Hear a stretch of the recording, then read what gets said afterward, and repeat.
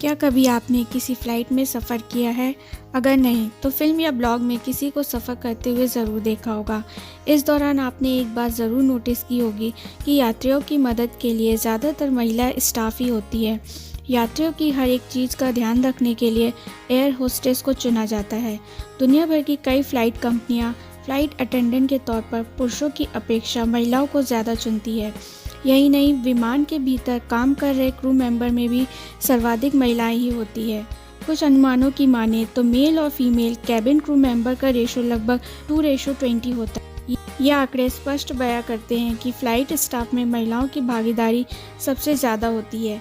सवाल उठता है कि आखिर ऐसा क्यों होता है? महिलाओं को पुरुषों की अपेक्षा फ्लाइट स्टाफ में ज़्यादा इम्पोर्टेंस क्यों दी जाती है? में से कई लोग ये सोच रहे होंगे कि इसका कारण खूबसूरती है, पर ऐसा नहीं है। इसके पीछे का कारण कुछ और है।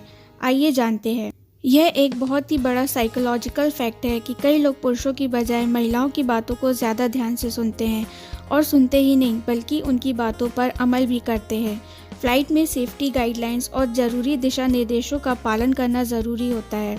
इसलिए फ़्लाइट में ज़्यादातर एयर होस्टेस ही इन सब बातों का ऐलान करती है।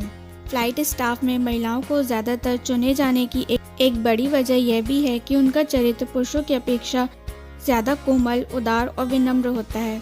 उनके इसी उदार चरित्र के चलते यात्रियों के मन में फ्लाइट कंपनी के प्रति एक सकारात्मक छवि बनती है। एक विमान में जितना कम वजन होगा, उतना ही उसका ईंधन और पैसा बचेगा। इस कड़ी में महिलाओं का वजन पुरुषों की अपेक्षा कम होता है, और कम वजन विमान कंपनी के लिए एक फ़ायदे का सौदा होता है। अक्सर फ्लाइट में पतली और कम वजन की महिलाओं को ही ज़्यादातर देखा जाता है। इसकी सबसे बड़ी वजह यही है। एक मान्यता है कि पुरुषों की अपेक्षा महिलाएं प्रबंधन को संभालने में अधिक सक्षम होती हैं। वह किसी भी बात को ध्यानपूर्वक सुनती है और उस पर अमल भी करती है। इन्हीं कारणों के चलते फ्लाइट क्रू में पुरुषों की बजाय महिलाओं को ज़्यादा शामिल किया जाता है। आपकी जानकारी के लिए बता दें कि ज़्यादातर विमान कंपनियां उन्हीं हालातों में पुरुषों को फ्लाइट अटेंडेंट के रूप में चुनती है जहां ज़्यादा बल और मेहनत का काम होता है।